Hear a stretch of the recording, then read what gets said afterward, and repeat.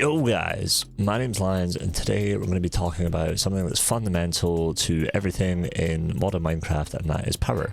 If you haven't seen my previous video, the AE2 storage video, this video should have actually come before that because I did get a comment from Jesse Rodriguez being all like, where's the power tutorial? Here's your power tutorial. So without further ado, let's crack into it. So in order to get Mekanism power, you're actually going to need to use the power from Power to start with. Even though Mekanism is better early game, basically because osmium is everywhere, redstone is pretty easy to find, and this can start you off with a really solid base of having decent power early game. You can then upgrade it later, but we'll go into that when the time comes. So the first thing you're going to want to go ahead and make is a magmonator. So what a magmonator does basically is it stores lava, the lava generates heat, the heat generates power.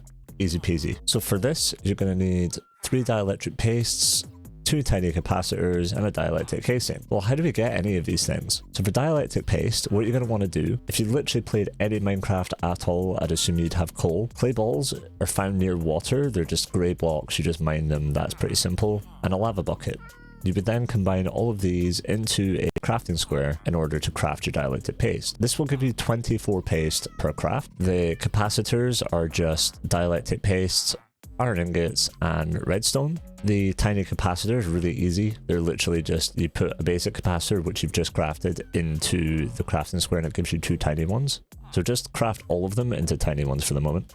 The dielectric casings are just dielectric rods, which is dielectric paste and iron bars.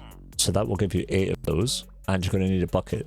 You're going to need a ton of iron in general in your world, so if that's what you need, there is a tutorial up in the top right hand corner of the screen right now. I made it myself. Feel free to go check that out. So once you've got all your materials together, all you're going to do is you're going to craft the magmonator here. So once you've got your magmonator, this is going to give you basically a tiny amount of power, but that's all it takes in order to generate further power. And it's not even that complex. So you're going to place your magmonator, and you can see right now I've got it set up next to my Mekanism machines. I would highly recommend you do this because making cables and having them go everywhere just looks really messy, as you can kind of see. You're going to then get a lava bucket, and we're going to right click on the magmonator.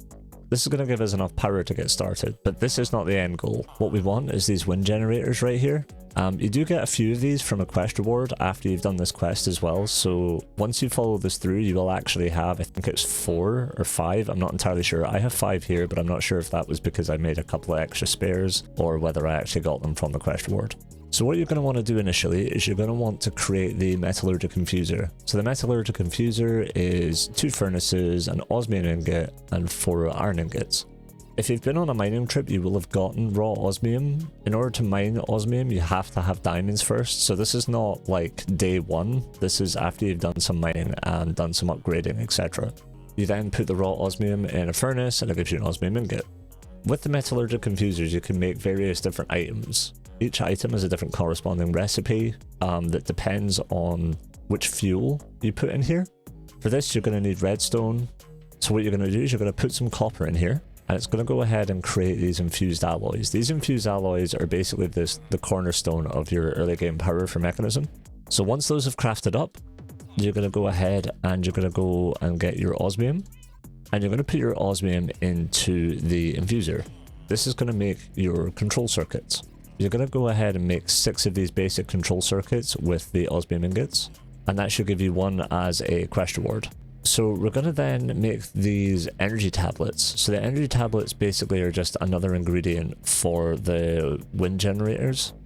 So like I said, you're going to want to make about 6 of these infused alloys, combine it in a crafting square with gold and redstone dust. And you're going to need 1 control circuit, 2 energy tablets, and 3 osmium ingots, and an infused alloy to make your wind generator. Once you have your wind generator, you're obviously going to want to place it outside. It has to have a view of the sky. It cannot have blocks above it. And then you're going to want to make these energy cables. So these energy cables are 2 iron nuggets, 1 basic capacitor, which we made earlier, and 3 dielectric rods horizontal. So the way you rotate the dielectric rods is you have the dielectric paste and the iron bars going sideways instead of up and down like we did earlier. Once you have your cables, you're just going to right click, and these basically just follow in a straight line. This is where things get a little bit messy if you're not careful. Once you've done that, you're going to want to like dig a hole in your roof or whatever you want to do wherever you place these, and you're going to want to go ahead and create yourself one of these energy cells. So in order to make the energy cell, you're going to need a dielectric casing, which we made earlier. You've got 4 of the tiny capacitors and some iron.